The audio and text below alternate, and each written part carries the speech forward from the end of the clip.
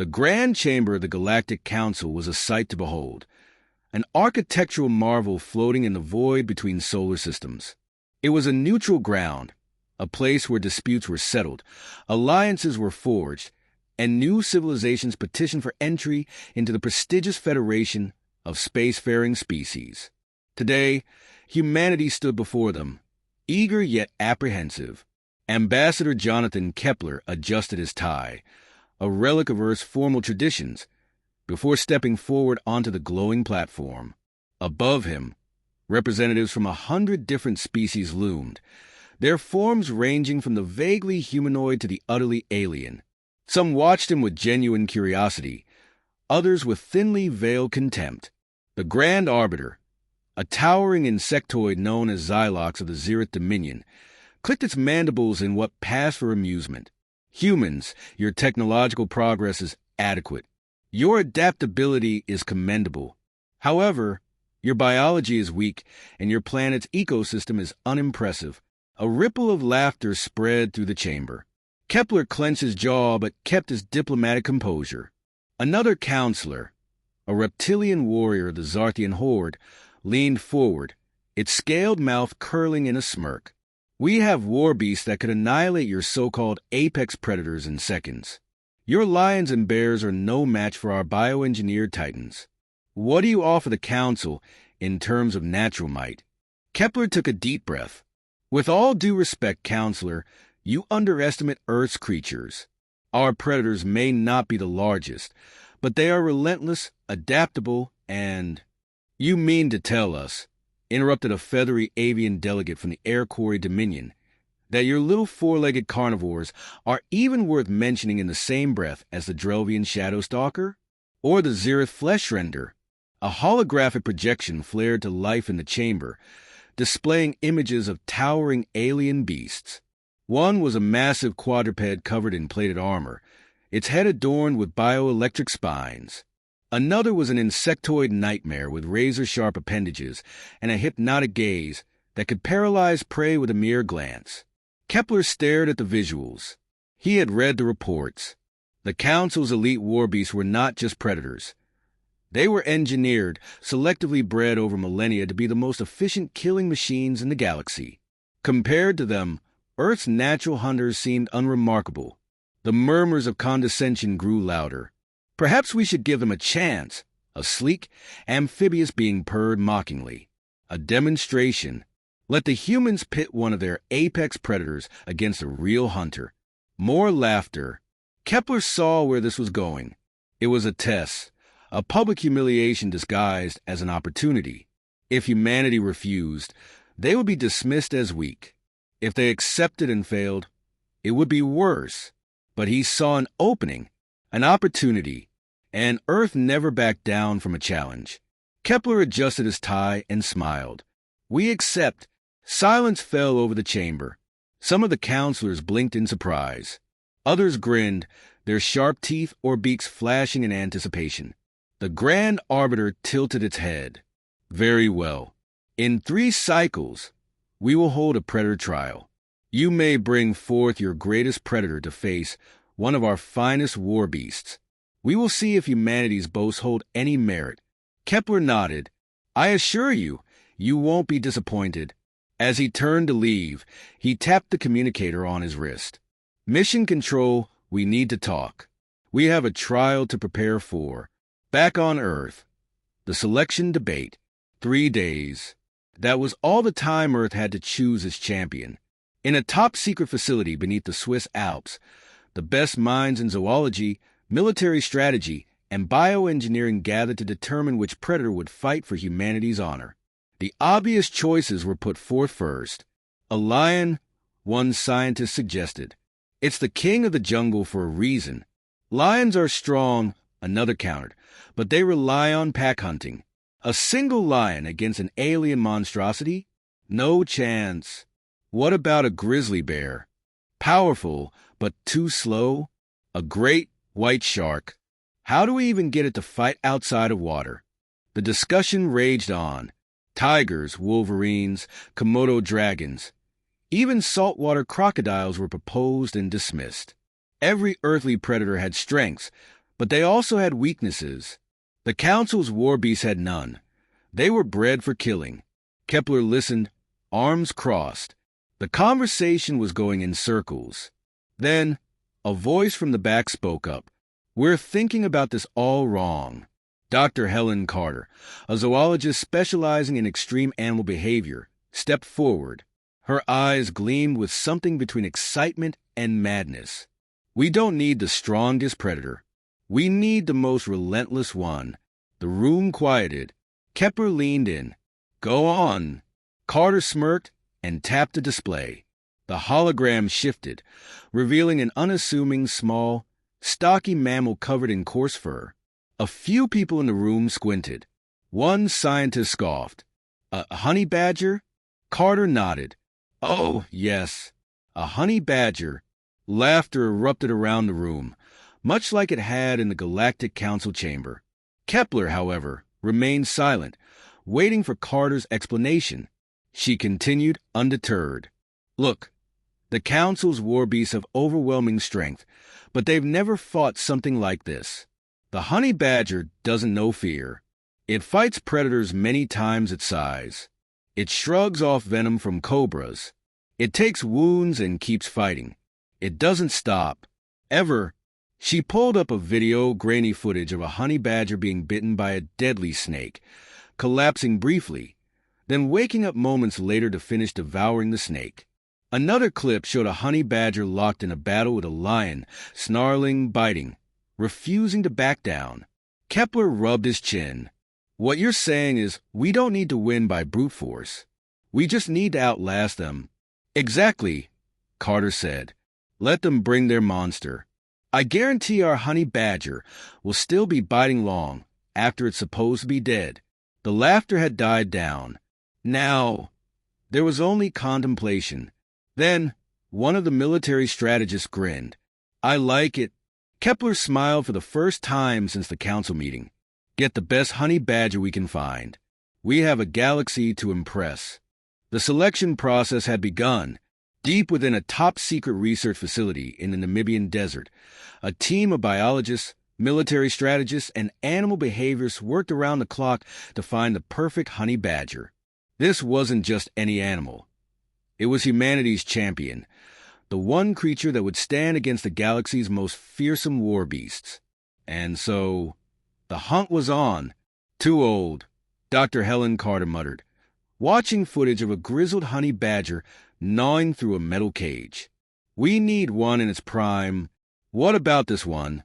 a researcher suggested, pointing to another candidate. The screen showed a younger male, its small, muscular frame covered in battle scars. In the video, the badger was surrounded by 3 jackals. Most creatures would have fled. This one, it charged. It latched onto one jackal's throat, claws ripping through fur and flesh. The others tried to fight back, but the badger was relentless, snarling, biting, refusing to let go. The jackals fled, leaving their injured packmate behind. Carter smirked. "Now, that's more like it." The team ran tests. The honey badger, nicknamed Stitch after a particularly gnarly wound above its eye, was everything they needed. Aggressive, durable, fearless, and most importantly, it refused to die. Even after venom exposure, after injuries that would kill most animals, Stitch kept going. Kepler watched from behind a glass panel, arms crossed. "I hope this works," he muttered. Carter chuckled. "Oh, it'll work. The council thinks this is a joke. Let's see them laugh when their war beast is missing a chunk of its face." The Galactic Council's final mockery. 3 days later, back in the Grand Chamber, the time had come. Representatives from hundreds of species had gathered for the Predator trial. Some were merely curious. Others were eager to see humanity embarrassed. After all, the Council had never lost one of these trials. Every species that attempted to prove its strength had been utterly obliterated. At the center of the chamber, a massive, transparent containment dome was set up, an arena where the fight would take place. Inside, a controlled environment had been created to mimic an Earth-like setting, rocky terrain, some sparse vegetation, and just enough space for a fight to the death. The council members whispered among themselves as humanity took their place in the stands. I wonder which primitive beast they've chosen. Surely something large. Perhaps a great feline. Maybe a bear. It won't matter. Nothing they have can stand against the Zarthian Hellclaw. At that moment, a deep mechanical thrum echoed through the chamber. The massive doors on one end of the arena slid open, and the first competitor entered. The Zarthian Hellclaw was a nightmare-given form. Standing 10 feet tall at the shoulder, the beast was a terrifying hybrid of reptile and crustacean, its body covered in thick organic plating. It moved with a predator's grace, its 6 muscular limbs tipped with razor-sharp talons. Its eyes glowed red, locking onto the empty arena. The murmurs in the crowd turned into murmurs of approval. The Hellclaw had been genetically perfected for battle. Its armored hide could withstand plasma weaponry. Its self-regenerating limbs ensured that even if it suffered damage, it could keep fighting. And worst of all, it was smart, not just a mindless killing machine, but a tactical hunter. The Zarthian delegate smirked, his scaled fingers drumming against the armrest. Let's see what the humans brought. Another door slid open. Silence. From the shadows, a small, stocky creature padded into the arena. The silence turned into outright laughter. That's it. What is that? It's barely bigger than a larval crawler. Even the Grand Arbiter tilted his head, mandibles twitching. Humans. Is this some kind of mistake? Kepler's face was unreadable. No mistake. Laughter exploded in the chamber. The mighty Hellclaw stood motionless, as if confused. The honey badger, Stitch, simply sniffed the air, completely unbothered by the towering monster before it. The Zarthian delegate sneered. This is an insult. End this farce. The Grand Arbiter sighed. Very well. Begin the trial. A chime rang through the chamber. The arena came to life. The Hellclaw moved first. A blur of scaled muscle and deadly speed. It lunged forward, claws extended, ready to tear the tiny creature apart in a single motion. The battle would be over in seconds. Or so the council thought. The honey badger dodged. A razor-sharp claw barely missed it as Stitch twisted, its small, stocky body moving with shocking agility. Before the Hellclaw could recover, the badger launched itself forward, snarling, biting down directly onto the Hellclaw's front limb. A sickening crunch echoed in the chamber. The Hellclaw screeched, not in anger, but in pain. The laughter died. The council members watched in stunned silence as Stitch dug its teeth in deeper, twisting violently, ripping through armored flesh like it was paper. The Hellclaw thrashed, smashing its limb into the ground to shake the badger loose. Stitch didn't let go. Another crunch, bone snapping. The Hellclaw stumbled back, blood dripping from its now useless front limb. Its glowing red eyes flashed with confusion. This had never happened before. The war beast was hurt. Kepler leaned forward, eyes gleaming. Now they understand the unstoppable force. What followed was a massacre, but not the one the council expected. The Hellclaw kept attacking, slashing, thrashing, trying everything to kill the tiny creature. And yet, Stitch didn't stop. It tanked blows that would kill lesser creatures. It shrugged off cuts and bruises. And most terrifying of all, it kept coming. It bit into the Hellclaw's throat. It dug through its plating. Even when the Hellclaw managed to grab the badger in its claws, crushing it, Stitch kept fighting, clawing, twisting, biting through pain that would kill anything else. The Hellclaw, the galaxy's apex war beast, was now panicking. Minutes passed, and something unthinkable happened. The Hellclaw collapsed. Not because Stitch was stronger, not because it was faster, but because it refused to stop. And the Hellclaw simply couldn't keep up. With one final snarl, the honey badger, drenched in alien blood, still clawing at its downed opponent, stood victorious. The council chamber was silent. Kepler smiled. Still think we're weak? For the first time in centuries, The Grand Chamber of the Galactic Council was dead silent. Thousands of representatives, some from civilizations that had conquered entire solar systems, sat frozen in their seats. Their war beast, the Zarthian Hellclaw, lay motionless, its armored body twitching in spasms, dark ichor pooling around it. And standing atop the fallen titan, a honey badger, small, bloodstained, and still snarling. Ambassador Kepler crossed his arms, fighting the smirk threatening to spread across his face. He had spent years enduring the Council's mockery of humanity, how they were weak, how Earth's predators were insignificant. Now they were terrified. The Zarthian delegate, who had been so smug mere minutes ago, sat pale and speechless. His war beast, genetically engineered for war, a product of centuries of selective breeding, had been dismembered by an animal barely bigger than his forearm. Finally, the Grand Arbiter broke the silence. His mandibles clicked in an unmistakable sign of unease. This must be an anomaly. A murmur of agreement spread through the chamber. They couldn't accept this. It was impossible. A feathery air quarry delegate puffed up his crest, regaining some composure. This creature is certainly aggressive, he admitted, but the Hellclaw was merely an opening trial. Hardly our greatest war beast. Yes, the Zarthian delegate leaped at the opportunity to save face. A fluke. The Hellclaw was unprepared for such an unorthodox opponent. But this human creature cannot possibly survive against a more advanced predator. Kepler shrugged. Then bring another. The chamber buzzed with nervous energy. No one had expected the humans to accept so confidently. The Grand Arbiter hesitated, then slowly nodded. Very well. We will escalate. Another thrum filled the air as the containment doors slid open once more. And then it entered. The Drelvian Shadowstalker. The nightmare in the arena.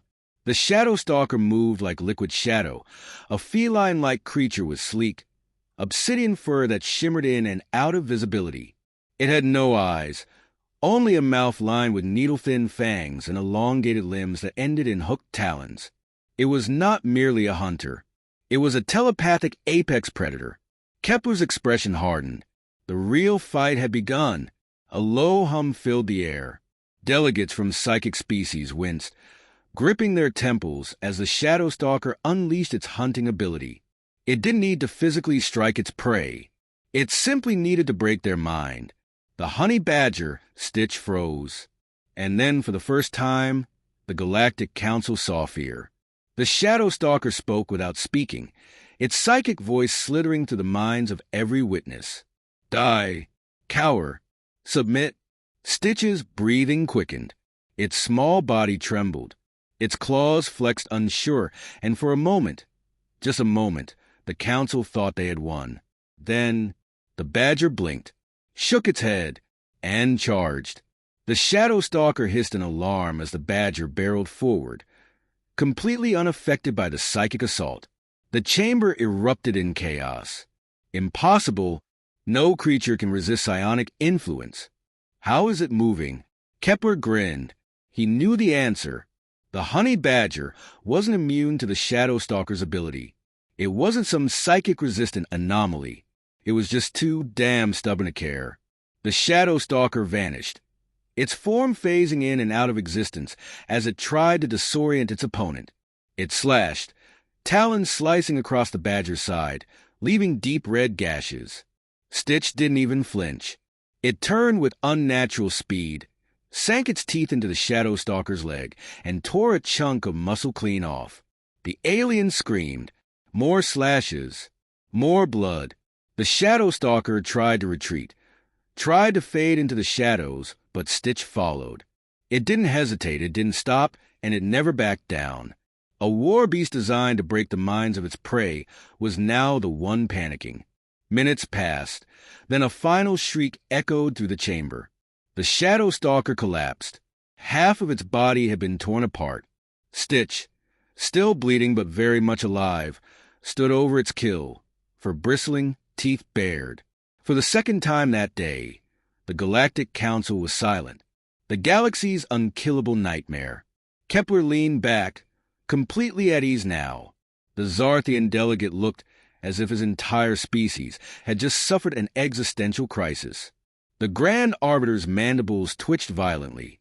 This creature, he struggled to find words. It does not fight as a mere animal. It fights as if it does not know how to die. Kepler chuckled. That's because it doesn't. A Zereth warrior, one of the most feared species in the galaxy, spoke up, his voice uncharacteristically unsteady. Does it feel no pain? Oh, it feels pain. Dr. Carter finally spoke from Kepler's side. It just doesn't care. Murmurs of disbelief rippled through the chamber. The Grand Arbiter exhaled. Enough. We will conclude. No. The room froze. The voice had come from a Drelvian delegate, the same species as the fallen Shadowstalker. He stood, his expression unreadable. This cannot be left unresolved, he said slowly. The human creature has proven itself formidable, yes. But we must know. His black eyes narrowed. Can it withstand the flesh render? The entire council fell into a horrified silence. Kepler noticed that some species physically recoiled. Even the Grand Arbiter shifted uncomfortably. A Zarthian warrior, one of the fiercest beings in the galaxy, whispered, "That's overkill." The Drelvian delegate's gaze was unwavering. The humans have shown no fear. His eyes flicked toward Kepler. Unless they now choose to back down, the trap was obvious. If humanity refused, it would be seen as cowardice. If they accepted, they would be unleashing something far worse than anything before. Kepler looked at Carter. Carter looked at Stitch. Despite everything, despite the blood, the wounds, the exhaustion, the honey badger still looked ready to fight. Kepler smiled. We accept. The chamber descended into chaos. The Galactic Council chamber was in absolute chaos. Delegates whispered in horror. Some argued that the trial should be stopped. Others demanded to see the fight, though even they looked uneasy. No one had ever invoked the flesh render in a predator trial, because the flesh render wasn't a test. It was an execution, and yet humanity had accepted. Kepler sat with his hands folded calm. His people didn't back down. The honey badger, Stitch, stood in the arena, bleeding but unbowed, ready for whatever monstrosity the council unleashed next. The Grand Arbiter hesitated, then gave a slow, solemn nod. Release the flesh render. The horror of Caskel 9.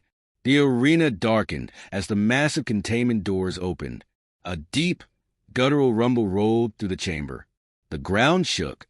A metallic stench filled the air.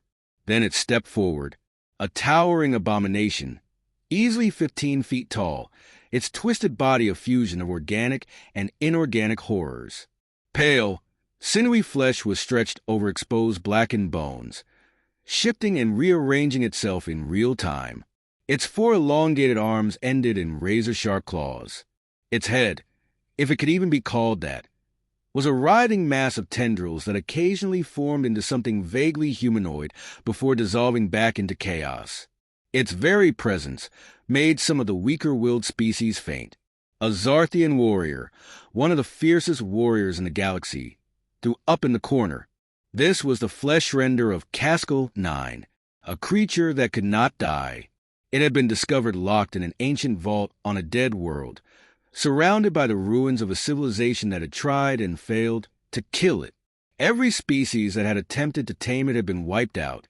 Even the Council only used it in desperate wars, dropping it onto enemy planets and waiting for the screams to stop.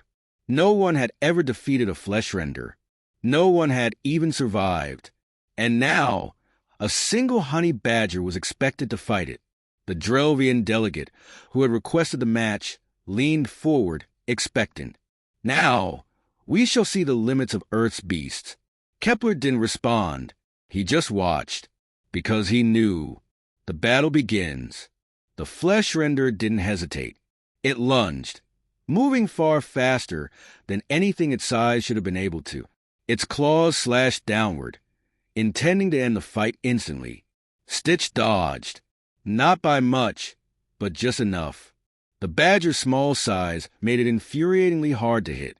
The flesh render slashed again, a blur of motion, but Stitch weaved through its attacks, getting closer and closer. And then, with a feral snarl, it bit down, right into the flesh render's ankle. A sharp, wet crack echoed as bone and flesh tore apart. The abomination screeched. Its flesh writhed, rapidly regenerating, but the honey badger didn't give it the chance. Another bite. Another. It was digging in. The flesh render stumbled, slashing wildly, but Stitch didn't stop. It didn't care that the enemy could regenerate. It didn't care that the enemy was larger. It only cared about one thing: destroying its opponent. The Galactic Council was in shock. "This is madness," someone whispered. "No, it's human," Carter murmured. "The thing that wouldn't die." The flesh render was panicking. The honey badger was small, but relentless. Every time the abomination regrew a limb, Stitch was already tearing into it again. It was undoing the regeneration as fast as it could happen, and for the first time in its horrific existence, the flesh render was outmatched. The fight dragged on. Seconds became minutes. Minutes became 30 minutes. 30 minutes of slashing, tearing, regenerating, biting, ripping, blood, gore, and madness. Finally, the unthinkable happened. The flesh render collapsed. Not dead. It could never die. But it had been torn apart so many times, so rapidly, that its regeneration simply could not keep up. Its tendrils twitched, its massive frame struggling to reassemble itself. And Stitch, still standing, still snarling, still ready for more. Kepler leaned forward, voice calm but final. "I believe the trial is over." The Grand Arbiter did not argue. The day the Council learned fear, no one spoke. No one could speak. The Zarthians, one of the most warlike species in the galaxy, refused to meet Kepler's gaze. The Drelvian delegate, who had so arrogantly requested the final match, looked physically ill. The flesh render had never lost. Not until today. And it hadn't just been defeated by an Earth creature. It had been humiliated. The Grand Arbiter finally gathered his composure. Mandibles clicking nervously, he gestured to the arena, where Stitch was still licking alien blood from its fur. "Ambassador Kepler," the Arbiter rasped, "we yield. Humanity has more than proven itself." Kepler smiled. "Good." He stood, buttoning his jacket. "In the future, when discussing Earth's predators, I suggest a little more respect." He turned to leave. Stitch snorted, then casually padded after him, completely unfazed by the carnage it had wrought. As the door slid shut behind them, the Galactic Council sat in stunned, horrified silence. The universe had always thought of Earth as a backwater, its creatures primitive and weak. Now they knew the truth. The most dangerous creature in the galaxy wasn't the flesh render. It was the honey badger. And humanity had a whole planet full of them.